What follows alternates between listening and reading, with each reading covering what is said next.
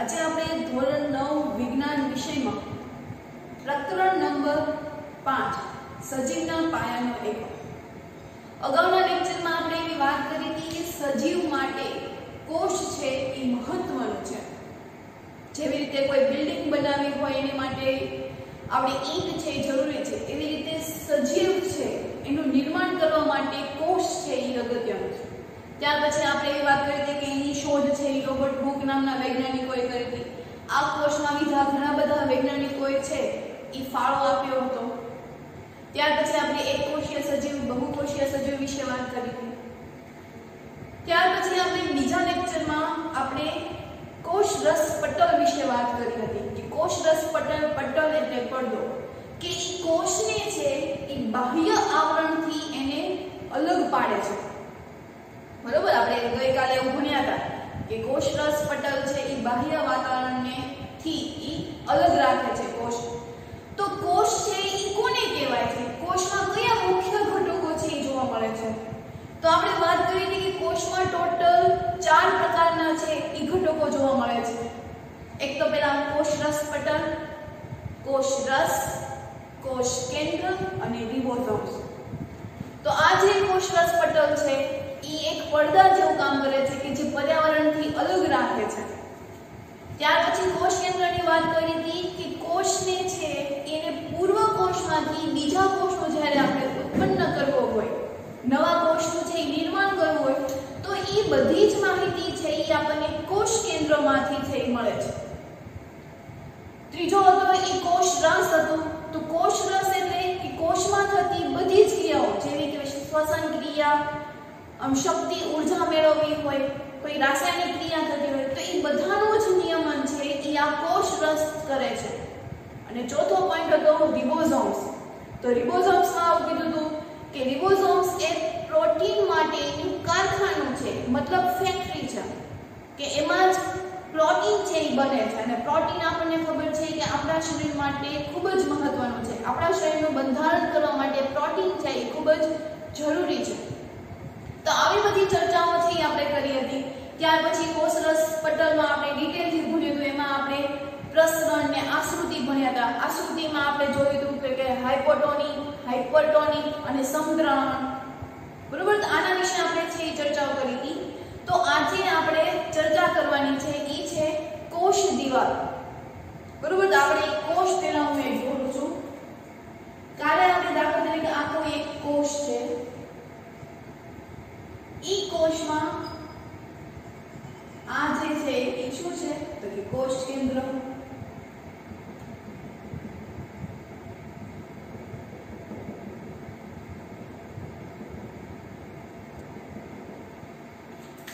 બરોબર, આ શું છે કે કોષ કેન્દ્ર.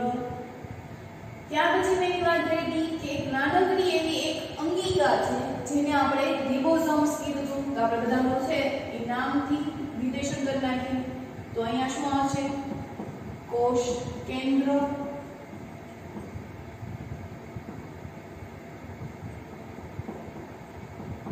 કોષરસ પટલ,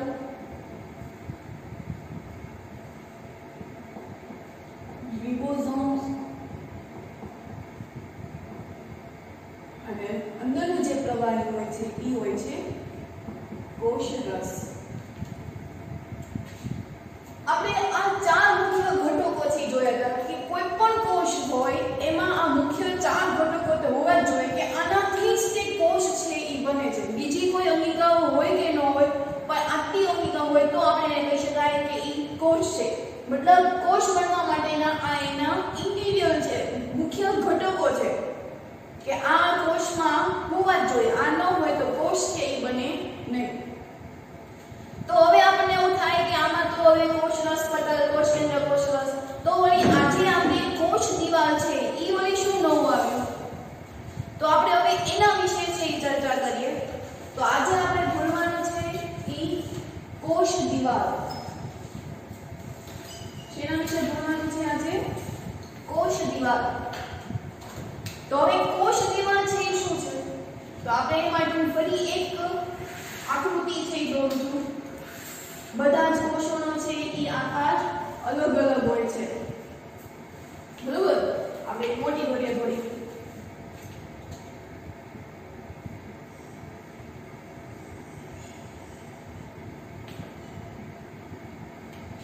કોષની કોષરસ પટલ છે, એની મધ્યમાં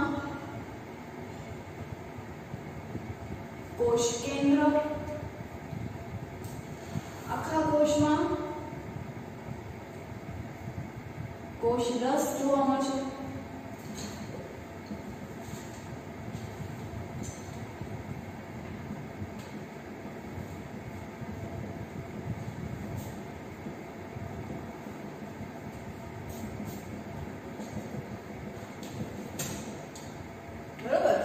અને કોઈ એક નાની અંગિકા છે જેને આપણે શું કહીશું? રિબોસોમ. નામ નિર્દેશન કરી નાખીએ. કોષ રસ પટલ, કોષ રસ રિબોસોમ,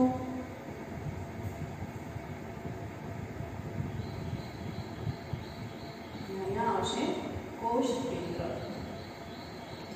બરોબર, આ એક આપણો કોષ. કોષ દિવાલ છે એ કંઈક આ ટાઈપની જેવી હોય છે.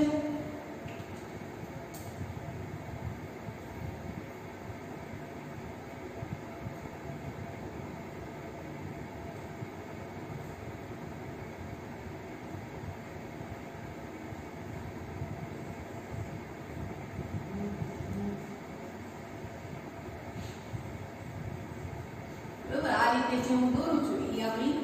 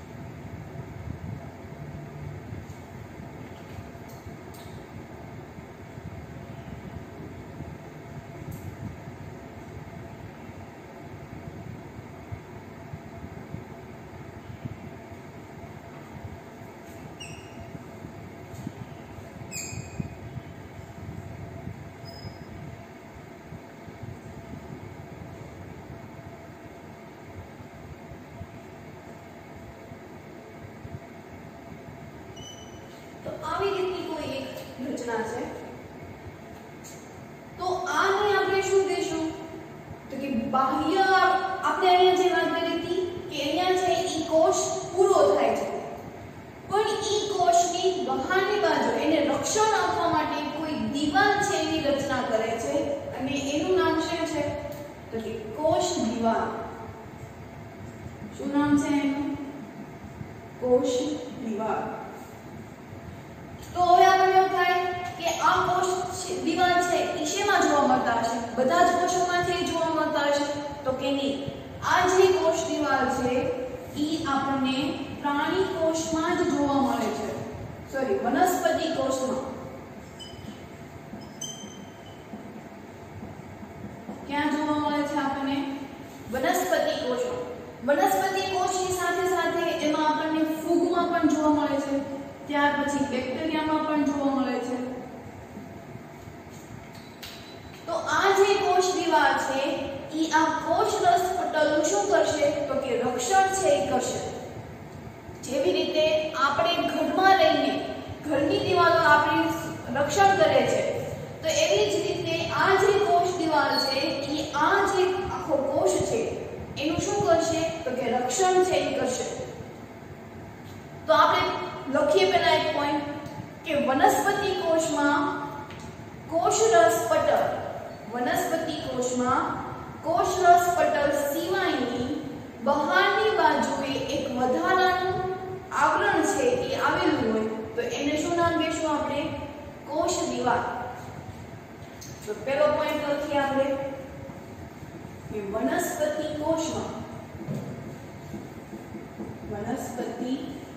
કોષમાં કોષરસ પટલ સિવાય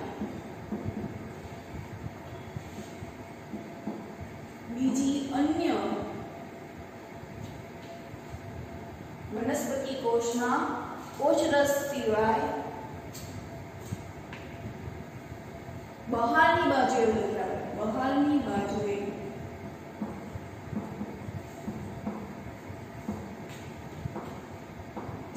બહારની બાજુએ કોઈ વધારાની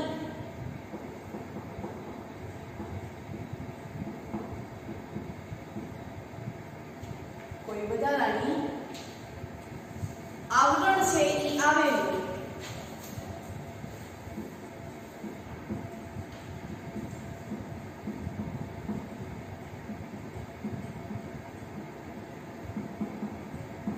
તેને કોષ દીવાલ કહે છે. તો આકૃતિમાં જ આપણને અહીંયા દેખાય છે કે આખું કોષ છે ઈ કોષની બહારની બાજુએ એક અલગ પડ આવેલું છે. તો ઈ અલગ પડ છે એ શું કરશે? તો ઈ જે આ કોષ છે એનું શું કરશે? તો કે રક્ષણ છે એ કરે છે. તો પહેલા તો આપણે એક પોઈન્ટ એવો લખીએ કે ઈ આપણને શેમાં છે જોવા મળે છે? તો કે વનસ્પતિમાં જોવા મળે. ત્યાર પછી ફૂગમાં જોવા મળે, બેક્ટેરિયામાં જોવા મળે છે. આ જે કોષ દીવાલ છે એ સેલ્યુલોઝમાંથી છે એ બનેલી હોય છે. અને સેલ્યુલોઝ એટલે કોઈ એક શર્કરા. સેલ્યુલોઝ એટલે શું થશે? શર્કરા. તો એકદમ સખત હશે, એ તૂટે નહીં એવી છે દીવાલ હશે. તો વનસ્પતિ કોષમાં છે શેનાથી બનેલી છે કોષ દીવાલ? તો કે સેલ્યુલોઝથી.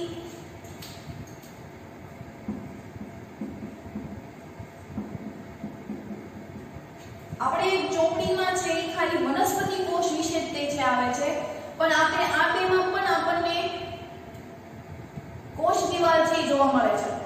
આ ફક્ત છે આપણને જાણકારી માટે જ છે, આ આપણને ટેક્સ્ટ બુકમાંથી આપેલા નથી. તો ફૂગ છે ઈ શેનાથી બનેલી હોય? તો કે કાઇટિન નામના પ્રોટીનથી, કાઇટિન નામનું જે સેલ્યુલોઝ હોય છે એનાથી છે બનેલું હોય છે. એટલે ફૂગ કાઇટિન અને બેક્ટેરિયા છે ઈ બને છે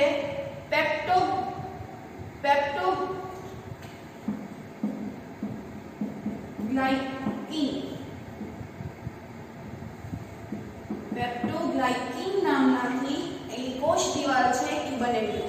આપણે ફક્ત વનસ્પતિમાં સેલ્યુલોઝથી બનેલી છે એવું યાદ રાખવાનું છે, જ્યારે ફૂગ અને બેક્ટેરિયા છે એ આપણને ચોપડીમાંથી આપેલા નથી.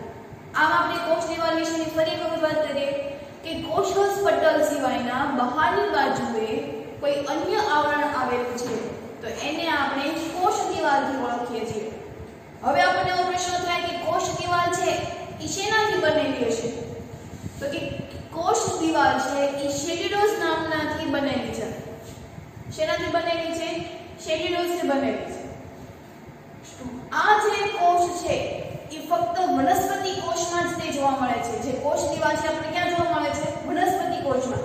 એની સાથે ફૂગ અને બેક્ટેરિયામાં પણ આપણને જોવા છે મળે છે. તો આ જે કોષ દીવાલ છે એ શું કરશે? એનું કાર્ય શું છે? તો કે જ્યારે પાણી છે એ આશ્રુતિ દ્વારા અંદર પ્રવેશે છે. આપણે આના વિશે ગઈકાલે લેક્ચરમાં વાત કરી હતી કે આશ્રુતિમાં આપણે 3 છે જોયા હતા: હાઇપરટોનિક, હાઇપોટોનિક અને સમદ્રાવક. તો જ્યારે પાણી છે એ અંદર પ્રવેશે છે ત્યારે કોષરસ પટલ છે એ ફૂલીને તૂટી ન જાય તો એનું રક્ષણ કોણ કરશે? તો કે કોષ દીવાલ છે. કોષ દીવાલ એકદમ સખત હશે કે એ કોષરસ પટલને તૂટવા દેશે નહીં, એ એટલું મજબૂત હશે. એટલે કોષરસ પટલ છે એ જ્યારે પાણી છે એ મેળવે છે કોષની અંદર ત્યારે આ જે કોષ દીવાલ છે એનું શું કરે છે? રક્ષણ કરે છે. આમ આકૃતિમાં આપણે ત્રણ જોયા હતા, હાઇપરટોનિક, હાઇપોટોનિક અને સમદ્રાવણ. તો લખીએ કે જ્યારે વનસ્પતિ, એમ ન લખીએ કે જ્યારે કોષ આકૃતિ દ્વારા પાણી મેળવે છે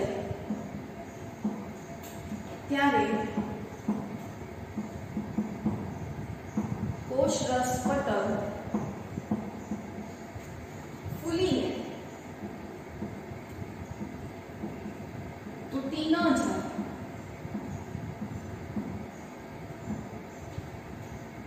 ફૂલીને તૂટી ન જાય તેનું રક્ષણ કરવા માટે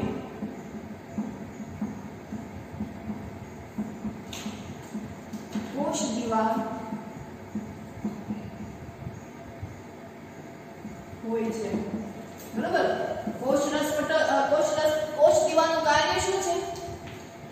તો કે જ્યારે કોષ છે ઈ આકૃતિ દ્વારા પાણી છે ઈ મેળવે છે, એટલે કે આમાં પાણી છે મળે, જ્યારે પાણી મેળવે છે ત્યારે ઈ કોષ છે ઈ ફૂલે છે, અને કોષ જ્યારે ફૂલે છે ત્યારે એનું જે સ્થળ, એનું જે કદ હોય છે ધીરે ધીરે શું થાય છે?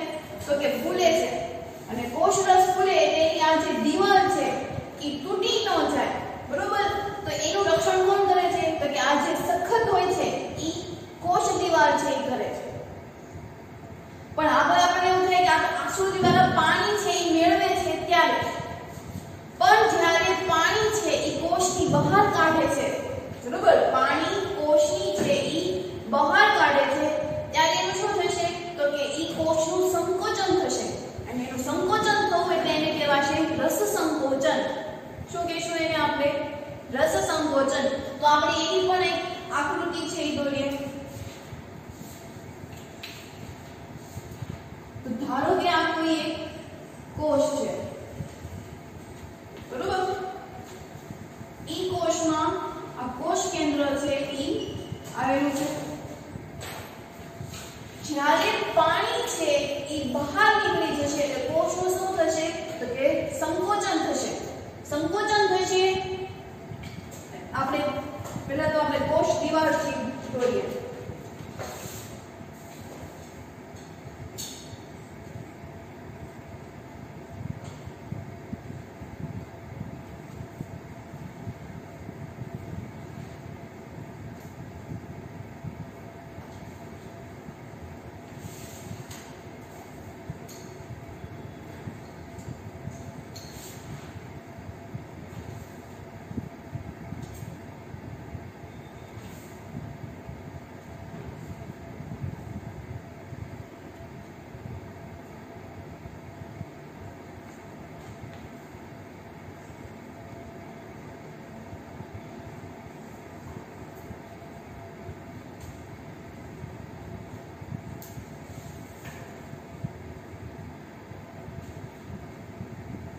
બરોબર. આ શું છે? એક કોષ દિવાલ.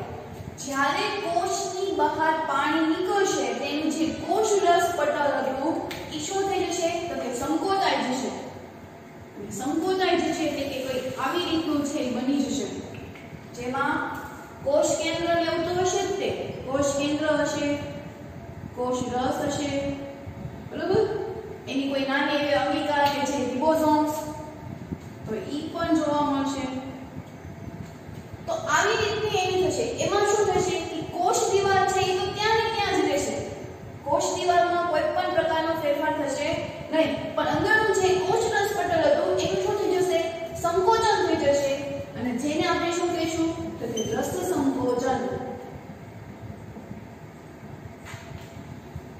આ જે આખી હોય એને શું કહેવાય? રસ સંકોચન. કે પાણી જ્યારે બહાર નીકળી જાય છે ત્યારે ઈ થોડા સંકોચાઈ જાય છે. એના વિશે આપણે એક પોઈન્ટ લખું કે જ્યારે કોષમાંથી પાણી બહાર નીકળે છે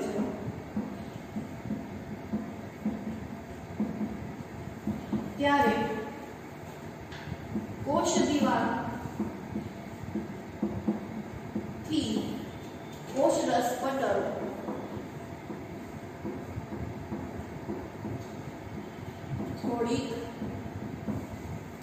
દૂર જાય છે. બરોબર. આપણે જો કોષ જ્યારે પાણી છે બહાર નીકળી ગયું ત્યારે કોષ દિવાલથી કોષરસ પટલ કેવું થાય છે તો કે દૂર જાય છે. તો આ ઘટનાને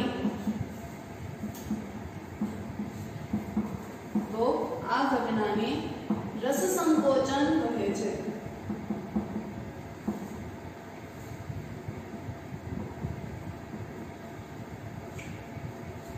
બરોબર.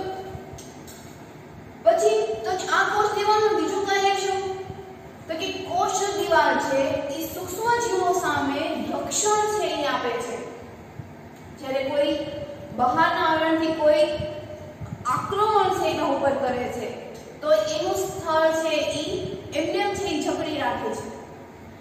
દાખલા તરીકે આપણા સજીવોની વાત કરીએ તો આપણે મકાનમાં છે રહીએ છીએ પણ વૃક્ષો છે એ બાહ્ય વાતાવરણમાં છે રહે છે. તો બાહ્ય વાતાવરણમાં કોઈ ફેરફાર થતો હોય છતાં પણ આ જે કોષ દિવાલ છે એના જે સજીવોનું છે એ રક્ષણ છે એ કરે છે.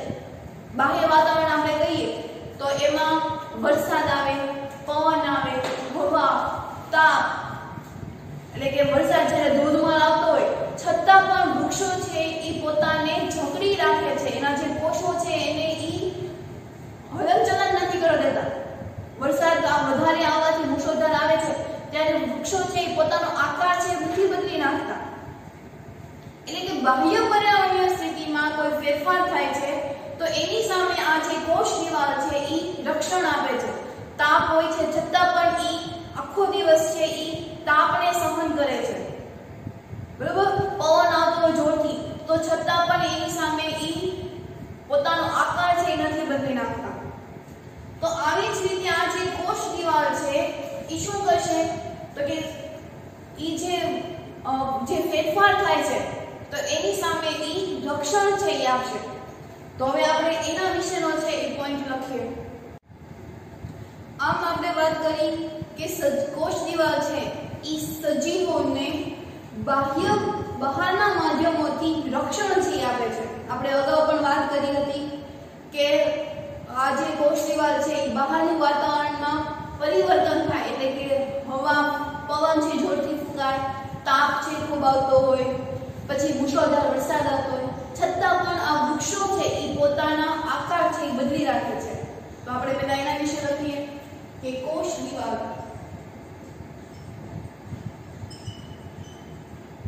સજીવોને બાહ્ય માધ્યમોથી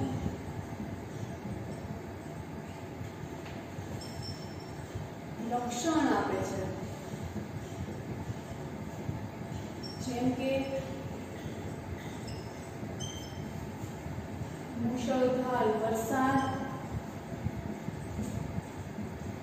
તાપ, પવન વગેરે.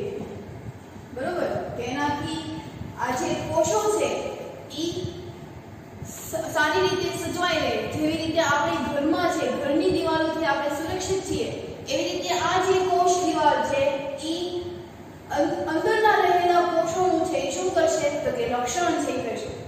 એટલા માટે જ કહી શકાય કે વનસ્પતિ કોષ છે એ આ કોષ દિવાલથી સુરક્ષિત છે. અને કોષ દિવાલ